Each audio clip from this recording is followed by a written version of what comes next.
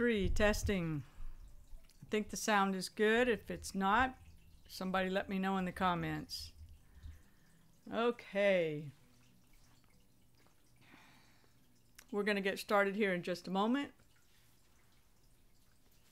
I have a lot of good, I think really good, cool information for those of you interested in investing into crypto. Testing. If the sound is good, let me know in the comments. All right, I'm going to go ahead and get started. Anybody who joins me, say hi. Love to hear from you. So today is part 3 of our fundamental analysis series, and it will be on blockchain metrics. I'll say that again here in just a moment.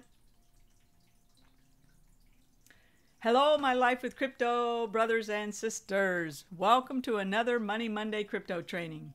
I'm your host, Kelly Sunshall, and I'm curious, how is everyone doing today? I don't always ask that, and I wish I would, because I do care about how everybody's doing and wondering how your crypto journey is going.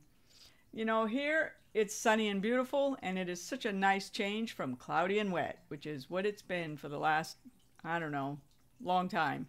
Hey, Karen, nice to have you here. So today we're going to continue our 4-part series on fundamental analysis, and it's going to cover blockchain metrics. So for those of you who haven't yet watched the first couple of parts of this series, we covered in part 1 macroeconomics, in part 2 project metrics, and today in part 3 we're going to go over blockchain metrics. You can find the replays of part 1 and part 2 in the guides section of my Facebook group, or if you're not on the Facebook group because you don't want to be in Facebook, then you can also find the replays on YouTube. Hey Mike, nice to have you here. How is it where you guys are? Is it sunny there, or is it just sunny out in the Pacific Northwest where I'm at? Let me know. Usually it seems like if it's sunny here, it's sunny in other places. And the sunshine feels so good for not only for body, but for mind, body, and spirit. So as I was saying, you can find the replays of parts 1 and 2 in the guide section of my Facebook group or on YouTube. But if you need a direct link, like to my YouTube channel, because you can't find it for some reason, just email me at kelly@lifewithcrypto.com, and I will send you directly the links. Okay, let's keep going. So as I mentioned, blockchain metrics is our focus for today, and blockchain metrics focuses on analyzing on-chain data. Windy and warm where you are, huh, Mike? Cool. Blockchain metrics analyzes on-chain data to determine investor behavior. Now, this data is provided by the blockchain where the token resides. For example, Bitcoin resides on the Bitcoin blockchain, Ether resides on the Ethereum blockchain, AVAX resides on the Avalanche blockchain, and so on. From a high-level perspective, we might research things like transaction count, active addresses, on-chain activity, transaction volume over a specific time frame, number of active addresses in a given period of time, or transactions per second. Now the question is, where do we find this information? So let's go through the list and get into some specifics. Keep in mind that when doing your research, you're looking for red flags. Too many red flags mean you might not want to invest in their token. So let's start out with metric A, which was transaction count and on-chain activity. That's a little bit bigger. This measures the total activity taking place on a blockchain network during a given period. And by looking at a graph of this data, you can see whether the activity is increasing or decreasing. A tool called Glassnode, and you can find it at studio.glassnode.com, provides a great visual representation of on-chain data. This tool offers both free and paid data, and here are some examples that I've pulled out of their free data. So this is the kind of stuff you can get just on the free plan. And I didn't have to log in or create an account or anything. I do like Glassnode. I sometimes forget about it because there's so many wonderful tools these days. But let's look at this chart number 1, Bitcoin transaction count with price overlay. I wanted to start with Bitcoin, something everybody's familiar with, because most of us are following the activity, the price activity of Bitcoin over the last numerous months. And we can see from this chart that there's a divergence between transaction count and price right towards the end. So see if you can see my cursor. No, you cannot.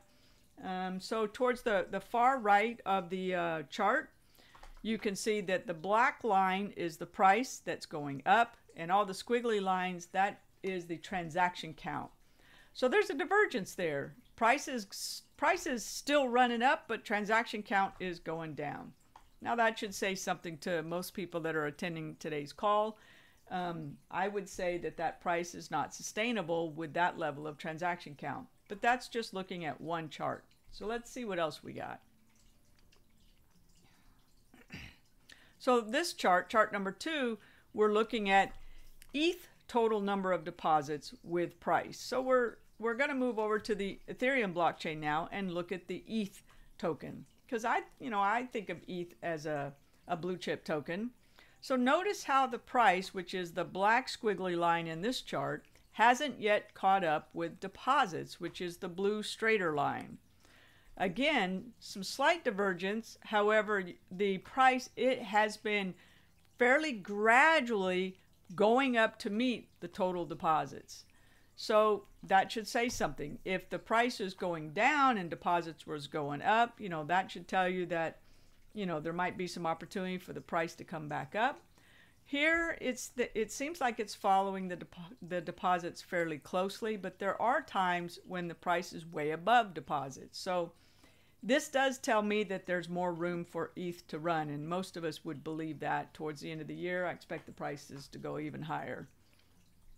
And this chart is basically confirming that. So let's see what the next one is. We're going to go on now to metric B, which is transaction volume. And if you guys have any questions or comments about the content that I'm presenting, feel free to type it in the comments, and I'd be happy to, comment on your comment or your question as best I can. So let's look at metric B, which is transaction volume. Now this is the dollar amount of crypto assets exchanged between addresses. It gives an idea of the amount of activity on a particular chain. The amount of activity is important. If there is no activity on a chain with a particular token, then there's not going to be much opportunity for price to appreciate. So let's look at Bitcoin, and the chart is going from 2023 until today, which is April 2024. So this first chart, again, is from Glassnode, and we're looking at total volume transfers. And, take a look at it and see what it tells you. One thing that I notice, I wish you could see my cursor, I'm pointing to the very, very far right, and we can see again the black line is price, the black squiggly line is price, and the really up and down tall squiggly line is the transfer volume. And price has at the tippy top, it rolled over a little bit on the far right, but the volume really dropped, the total transfer volume. So here's another potential confirmation that the Bitcoin price could have some downward pressure on it. The volume's just not there. And this is transaction volume, so it's different from some of the volume we might look at on DeFi Llama. One idea related to transaction volume, this is a good one, is to take the total transactions for a day and multiply it by the dollar value of the crypto asset, the price of the crypto asset. You can take that one step further and divide a coin's market cap, and we'll cover that in part 4 of this series. You can divide the coin's market cap by the daily transaction volume to gain insight into the network value to transactions ratio, NVT. Now this is a ratio that I learned about probably a year and a half ago or more, and I haven't used it recently, but it was really nice to be reminded of it here. This metric can help determine whether a particular asset is overvalued or undervalued. So if you're trying to get in early on a token, you might consider trying this little equation that I just gave you here. And it's very easy to find, market cap and daily transaction volume. I just showed you where you can get the transaction volume data. numbers you can get right there on Glassnode. Okay, let's go on to metric C. Number of active addresses. So now let's look at the number of active addresses just for Bitcoin in a particular period. While it does not show precisely how many users there are on the network, it does show the number of addresses used by exchanges, miners, and individuals. Historically, active addresses correlate with price, meaning the more active addresses there are, the more potential for the price to increase. Why? Crypto assets that attract more interest have more significant growth potential. Makes sense? So let's look at this chart that I've got on here. And I know it might be a little hard for you all to see. Let's see if I can zoom in a little bit more. That's getting it in there a little bit. So this again was from Glassnode. And this is looking at the number of active addresses between, I think I've got this from 2020 until present day. And first thing I want to point out is on the far right, I'll figure out how to turn my pointer on in the future. The far right, you can see my green arrow going up. That, again, the black line is price, and the squiggly orange line up and down are active addresses. So price is going up. This is current present day time. Price is going up, and again, active addresses is going down for the most part. So a spike in active addresses just before the price pump that started in October 2023. That's that really sharp point right between the red and the green arrows. That is the spike of active addresses that occurred literally right before the October pump of the current of the bull run we just had, but from October until the last month or so. That bull run started right there in October, and it was preceded by a spike in active addresses. Wouldn't it have been nice to have looked this up and been following this and notice a spike like that? It would have caused me to pay attention and make decisions differently. So on the far left, we have the blue and the red arrow. Now over here, I'm showing you that there was a drop in price just after a steep decline in active addresses. So my big red arrow going down is showing a huge decline in active addresses.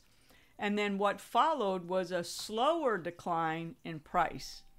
And that active addresses stayed down there along the bottom the whole time that price was coming down until they kind of caught up with each other. And then eventually they followed each other again, and then they started diverging. So the divergence is what really speaks to me, tells me that, you know, change is a coming. So I hope that's somewhat helpful to you guys. If it is, give me a thumbs up or something in the comments. Okay, we're going to move on now to metric D, transactions per second. Let me zoom out just a little bit. So anyone familiar with the blockchain sector would consider transactions per second to be one of the most important metrics. It simply refers to how many transactions may be carried out in a second of time. TPS is used to determine a blockchain's capacity for processing data and its ability to scale.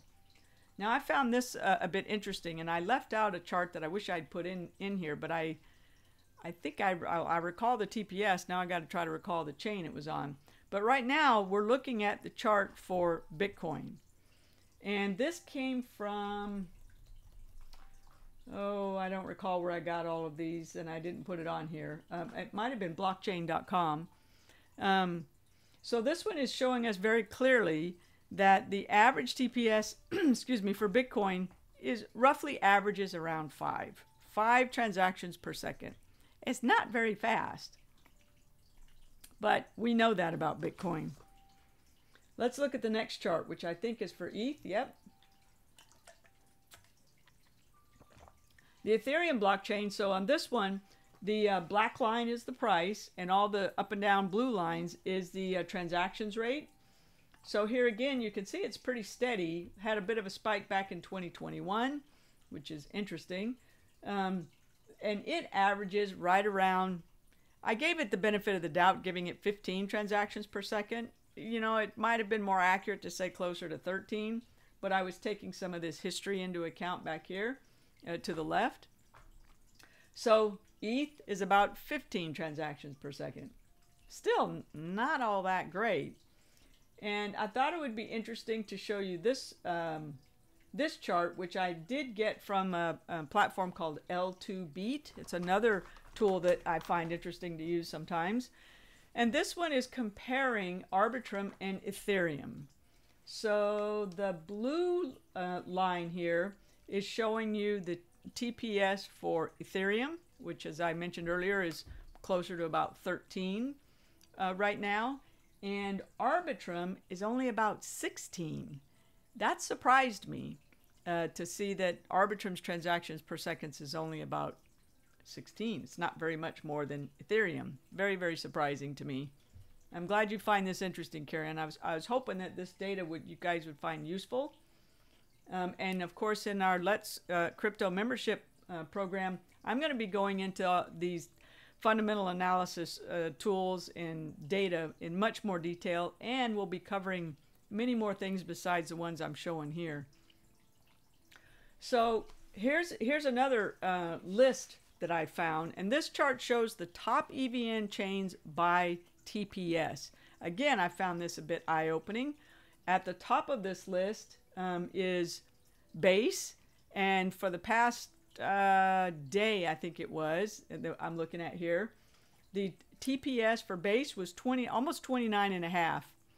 And there's something called Degen chain, which I'm not very familiar with. I think some of the people we know over at Beacon might be talking about this one. And I found it really interesting that something called Degen chain has better TPS than Arbitrum or Ethereum or ZK Sync Era. So very interesting. Karen has a question. Did the transaction rate with the switch from proof of work to proof of stake? Now, that is an excellent question. And you know, the one thing I couldn't remember is what was the exact date that it switched over. We'll go back and look at that chart if somebody can quickly Google the date of when Ethereum went from proof of work to proof of stake, and we'll see if there was a noticeable shift. So I hope you find this interesting. I sure did. That Base has 29.5 transactions per second, and that's still paltry compared to what should be happening. And there was a chain that I looked up. Oh, I just remembered the name of it. I don't have a screenshot of it, but I'll tell you what it is. The XDC, xdc.org, and I think Ripple as well. These chains, I know XDC because I just looked it up. They had on their website, they touted that they have 2,000 transactions per second, but I could not find any actual on-chain data that would prove that they have 2,000 transactions per second. So XDC has, you know, I follow them, and I talked to them quite a bit when I went to ETH Denver. And Karen said that the POW to POS happened about a year ago, so we'll say, what, April? Let's go back and look at the chart one more time. See if I can get anything. This isn't giving me the exact date. This is only going back 90 days, so that's not going to be helpful. And let's see here on this TPS for Ethereum. So I cannot show you my cursor at the moment, but I can tell you that if you look where it says, where the words ETH average TPS, there's a line that goes straight up to the word to the letters ETH. That line is January 2023. So the next date over that's showing on the chart is April 2023. So there's a tiny little spike right around April. So that would have been when POW switched to POS, but then right after that, it started going downhill a little bit. It started declining. And then it didn't go up until October 2023 when everything else went up. And I didn't get a transaction count, I don't think, for ETH. It would be interesting to see if there was a spike in transaction count right before October like there was for Bitcoin. Let me scroll back up and make sure I didn't get that because I don't recall if I did or not. Let's go up and look at, that's Bitcoin. Number of active addresses. I'm going to go back up here and look at volume. And I think I only got Bitcoin on this one. Let's see, I have another one up here. Total number of deposits with price. So there was a bit of a dip right in the middle of that chart. There's a bit of a dip. And at the end of that dip is October 2023 when it started going uphill again. A little ski slope. Not straight up, but a nice, relatively gentle ski slope. And that's based on the Ethereum 2.0 total number of deposits. So this is, if this is ETH 2.0, then I think it's only measuring, yeah, this is only measuring proof of stake, this particular chart. So there's a lot of good data out there, and I'd love to see total number of transactions, a chart like this on Glassnode for ETH, and I'm sure they have one. Glassnode does provide this basic information. So I think that is about all I have today. Transactions per second. We looked at we compared Arbitrum to ETH. We looked at a chart of EVM compatible chains and found out Base beats them all out, which is not surprising that a lot of the OG DeFi people that I'm following are doing most of their yield farming on Base at the moment. The other one they mentioned was Solana. Those are very popular ones. So well-designed tokenomics is critical to a crypto project's success. Therefore, crypto investors should assess a project's tokenomics before buying it. Uh-oh, I think this was something that was supposed to get deleted that I forgot to delete. This is coming up next week, so we'll skip that part for now. Tokenomics is next week. So it's fun to have a little boo-boo every now and then. But that is it today for blockchain on-chain data. You know, I want to look at the list one more time and go to the tippy top here, because project metrics, blockchain metrics, and financial metrics, they all might sound a little similar, but they really are very different.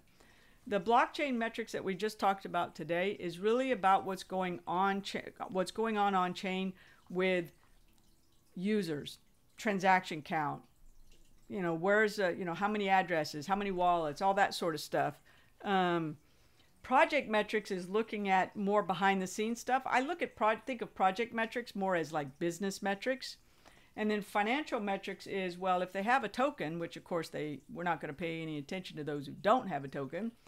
Financial metrics is about how is their token doing, and what is the community, what is the market doing with it? You know, are they buying it? Are they selling it? Or what are they doing with it? So that's why next week we'll talk about financial metrics, which will be a lot about tokenomics. So let me jump back down to the bottom.